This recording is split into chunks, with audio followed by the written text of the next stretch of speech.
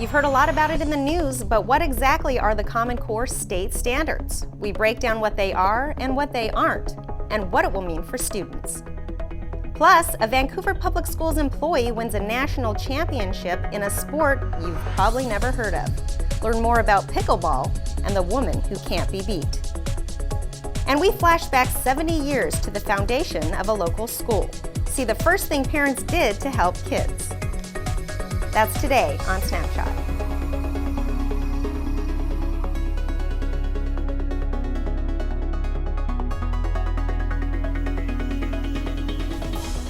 Welcome to the show. I'm Elena Buller. Today we're taking on a difficult topic, the Common Core state standards for education. Our goal is to break down what Common Core is and what it isn't. If you watch the news or read it online, you know there's a lot of information out there. Parents, how your child is tested at school is changing. It means the days of cramming may be over. The new Common Core tests take a different approach. Common Core. Controversial education reform requiring more rigorous teaching in math and language is kicking off across the country. And as the new standards take hold, they're also taking fire. On paper, education standards may not seem like a hot political issue, but when the state of Florida recently asked for public comment, 19,000 responses poured in, with comments ranging from great to commie brainwashing. The Associated Press is today reporting about new worries over changes to what our children are taught in school. So far, 45 states have signed on to a new set of what are called Common Core standards for reading, math, and writing, aimed at bringing different states into alignment with each other. And I'm fascinated by the way this is blowing up the grassroots. I'm going to show you a Twitter graph. Google searches in New Hampshire, search interest in Obamacare and Common Core. Common Core is beating Obamacare right now. It can be kind of overwhelming. Let's start from the beginning in our snapshot. The Common Core state standards are common expectations for K through 12 students across the country. They determine what students at every grade level in every state that participates will need to know. This initiative began back in 2009 when the states decided to band together to establish standardized expectations for education. Joining me now to talk about Common Core and what that will mean for students in Vancouver is Layne Curtis, the district's curriculum director. Layne, thank you for being here. My pleasure. Obviously, this is a big topic. Let's start with, why did states come together and decided Common Core was something that we needed? Well, you may have heard about how the United States compares with other countries when it relates to student achievement. But the unique thing about the United States is that each state has really had its own system of education. And so how students do in different states varies widely. So there was a point in time where the governors came together and determined that it would be important to develop a set of standards that would be internationally competitive so that we could make sure our students were as ready as students anyplace else to be successful when they leave high school. And so that work was actually commissioned by governors from each of our states.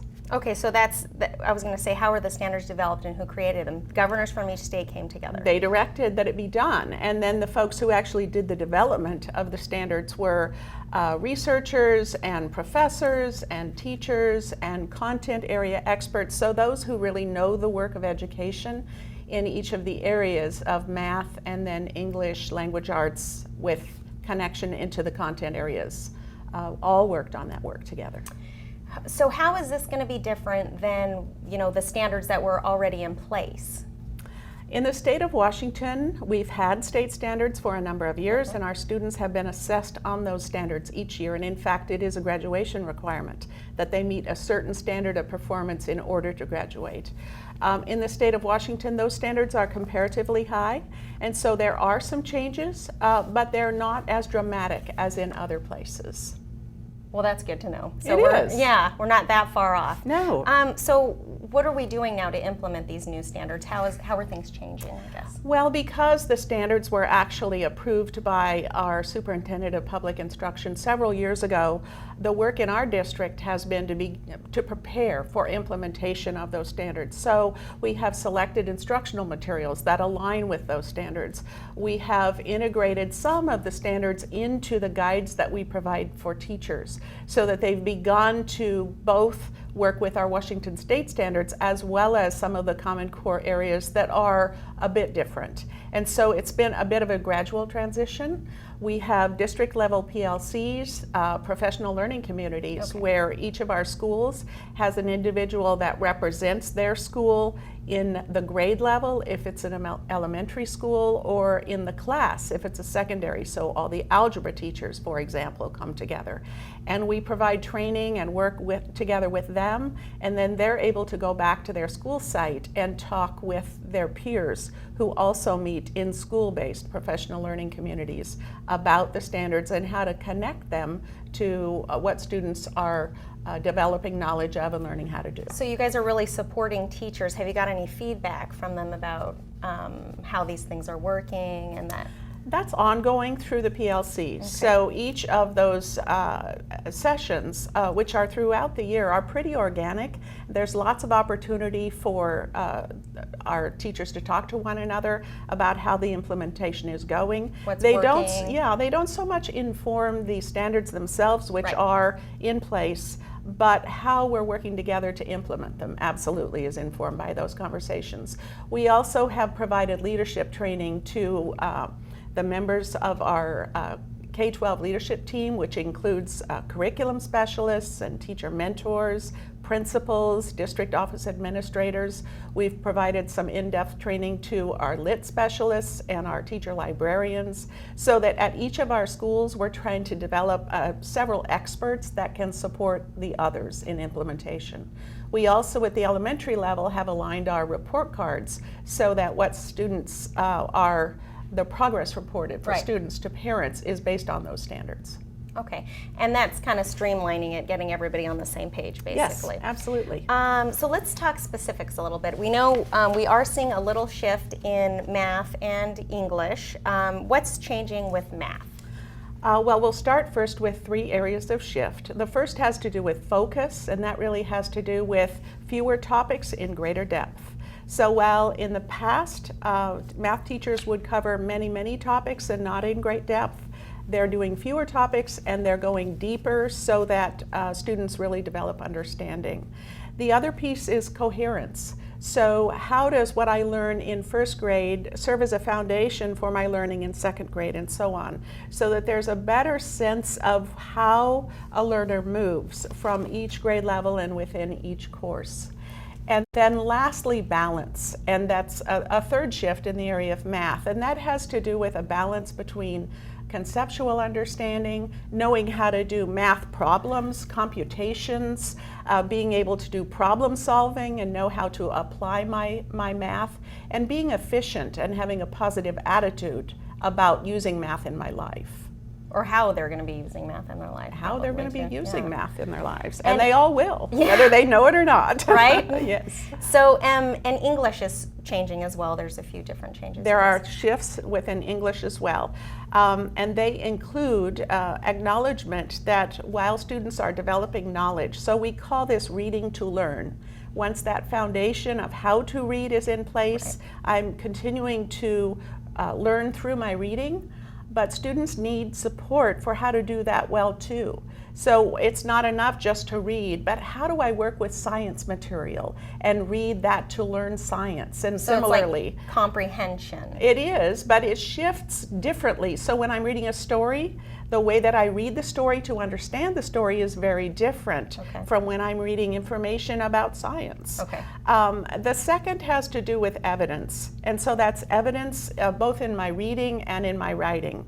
So if I'm talking about something I've read and I state my opinion or I state something to be true, an inference, I need to go back into my reading and be able to say it's linked to this part of the text. A reference. So yes, absolutely. So that it's not so much how this reading relates to other things I think of in my life, but more how my discussion connects back to what I actually read.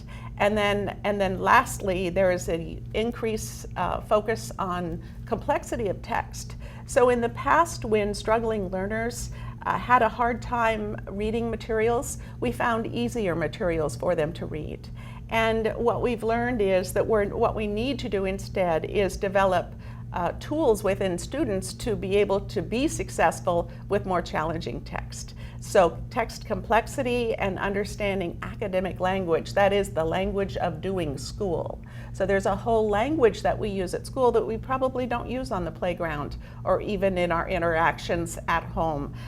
Things like integrate and equals and comprehension. The word you used is actually an academic term. So making sure that our students understand what those terms mean as well. Right, so you're not just throwing words at them and then they're kind of like Exactly. not getting it. Exactly. Okay, so that gets us to a key component of Common Core, the concept of critical thinking and getting away from rote memorization. We spoke to a couple principals and a parent to get their take. I think Common Core is, it's the right thing for kids. I believe that having the same expectations, not just building to building or district to district in Washington, but really district to district across the United States, having that same level playing field and having assessments that are the same, makes us a lot more unified as an educational system. And frankly, I think that's really exciting as an educator. It's not about memorization and regurgitation of that material anymore. It's about using the information, using the content to be able to develop something new or be creative, to use that information in a way that gives you a different perspective. So it's really about those 21st century skills. The skills. I think as soon as you mention the word skills, to me that means a lot more than curriculum. I want them to be able to be prepared to go to school, to college, to the workforce. I want them to be prepared more than the academics. I need the personal stuff. Lots of skills. I like that. So it gives us, I think, equal footing when we're looking, especially at kids transferring in, we're looking at the same information. So I think that's exciting. I think that the opportunities for students and their futures as far as career and college readiness, the level of rigor and challenge involved in Common Core really promotes that readiness factor. So I look forward, certainly as an elementary principal, to seeing how kids achieve throughout their grade levels and on through college. I think they'll be very prepared. As we talked about at the top of the show, there is a lot of information floating around in the media and in the community. Some of it is accurate, some is not. Let's take a look at some of the myths floating around out there. One myth is that the standards will tell teachers what to teach. That is a myth. The fact is, the standards dictate what students will know by the end of the school year, but not how the teachers get them there. That means it's not curriculum, but rather a target for students and teachers to hit.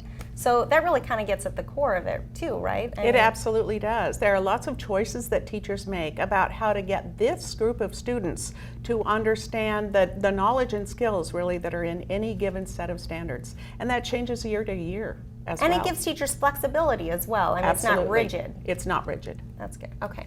The next myth, the Common Core state standards will be controlled by the federal government. The fact is, although Common Core has its blessing, the federal government played no role in the development of the initiative. 48 states came together to create the standards and will continue to shape them without the federal government's control. So it's not a top-down situation. It's not. Each of the states decided when they were ready to sign on and begin implementation. And so that work, again, as I stated earlier, began in Washington several years ago, and we continue to get ready for assessment next year. That will be our first time assessing according to these standards. Okay, and the third myth, that important math topics are missing or appear in the wrong grade. The fact is, states have historically taught math in their own way, with different topics introduced at different grade levels.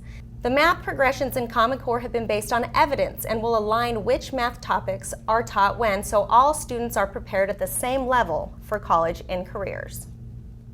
Absolutely. We know that I've heard comments from people in the community about this idea that Common Core standards are about problem solving and there are no math facts in them. And actually the truth is that there is a real focus on making sure students understand their math facts early so that they can then move on and be using those math facts. So have like math application. Right, a base on which to build. Exactly, and as Chris said earlier, that level playing field. Right, I've heard that before, and I like that. That's great. Layne, before we let you go, do you have any other things you want to talk about Common Core? Well, we have in our district a deep commitment to preparing students for college life and work readiness. And so this really is very connected to that work. In implementing Common Core standards, we can be sure that when students leave us as graduates, they have the skills to be successful in whatever they choose to do, whether it's a vocational path, a four-year university, whatever their objective, they're prepared to be successful. And when they get there, they're just as prepared as everyone else. They're off and running. That's right. Great. Yes. Thank you so much. My pleasure.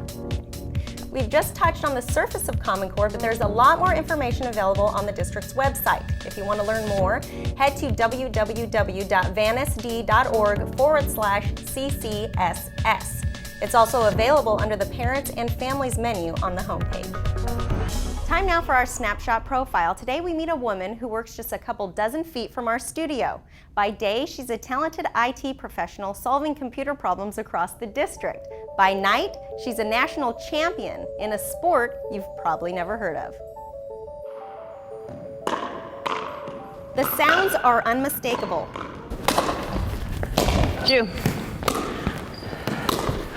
In the dimly lit gym at Vancouver's Marshall Elementary School, these athletes are playing a game you've probably never heard of, pickleball. Yeah, right? Most people don't. They're like, pickleball, what's that? Good question. I think of it as mini tennis. Whether you consider it mini tennis or giant ping pong, pickleball is a growing sport, and one of the country's very best players, Chris Barksdale, is from right here in Vancouver. I get kind of embarrassed when people talk about it, but 10-7-1? That kind of modesty is typical for Chris, who works in the IT department at Vancouver Public Schools. Quietly, efficiently, and always with a smile, Chris helps keep the district's computers up and running. Only recently have her coworkers learned that beneath that gentle facade lies a cold-blooded pickleball machine.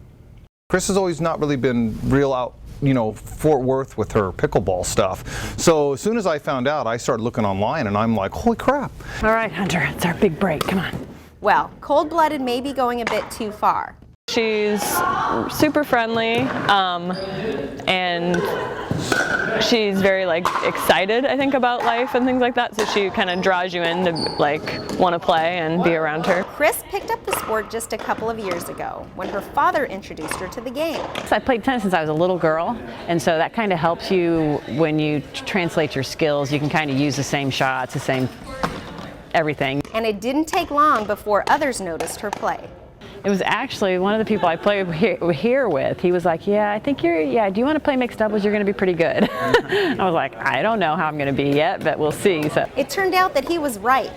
In 2013, Chris traveled to Arizona for the national championships. All of a sudden, a game she plays for fun had much bigger stakes. Even though it's still pickleball, I get really nervous. Chris won the mixed doubles championship for players 19 and older, and the women's singles championship for players 35 and older. It's pretty awesome. Yeah, that's really awesome. I think it's a big accomplishment. So, despite her status as the nation's best, Chris still approaches the game with the same modesty and humor that her competitors and coworkers have come to expect. I don't even know that I'm good. I still think I'm not any good. Yet I go out and I play and I'm like, oh, I do beat a lot of people. So it's kind of a two-edged sword. It's like, I really don't think I'm that good. But, whatever, I'm still beating a lot of people, I guess. Thanks. If you're interested in playing pickleball, Chris suggests you start by heading to the Columbia River Pickleball Club's website. Yes, there is one. The easiest way to find it is to Google Vancouver Pickleball, and it'll pop right up. You can find open courts on most days of the week that are open to beginners. Time now for our Snapshot Flashback. Today we head back 70 years to 1944, when Fruit Valley Elementary was built. The first order of business for parents was to establish a PTA. Concerned with students' health, the PTA furnished cod liver oil. I'm sure the kids were thrilled. Fruit Valley's PTA is still going strong and still helping kids through its involvement in the school's Family Community Resource Center. You can learn more about the history of Vancouver Public Schools with the interactive historical timeline on its website. vansd.org. You'll find a link on the bottom of the left-hand side of the homepage. Now we're out of time. Thanks to Layne Curtis for joining us today, and thanks to you for watching. Until next time, I'm Elena Buller.